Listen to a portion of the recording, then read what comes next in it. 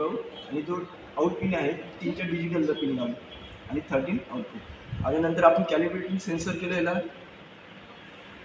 Verify केलं, upload. याच्यामध्ये delay तुम्ही कमी जास्त करू शकता. ठीक आहे, त्याच्यामध्ये जर डिले कमी जास्त केला तर हे तुमचं आउटपुट दाखवलं. ठीक आहे, कॅलिब्रेटिंगचा सेन्सर किती टाकला, 10चा डिले टाकला, किती 10 सेकंद. 10 सेकंदापर्यंत तो ऑब्जेक्ट असा डिटेक्ट करा, नंतर तो सेन्सर ॲक्टिव्ह होऊन तुमचा 10 सेकंदापर्यंत झाला ॲक्टिव्ह. ठीक आहे, आणि मोशन डिटेक्टेड ॲट 10 सेकंद. 10 सेकंदानंतर क्लिअर आउटपुट केलं आपण. इथून काय केलं, डबल अपलोड केलं. काय केलं, अपलोड झालं. आता डबल वाजवून तुमचं आता बंद झाला का. ठीक आहे, आता 10 सेकंदानंतर वाजवून कॅलिब्रेटिंगचा सेन्सर.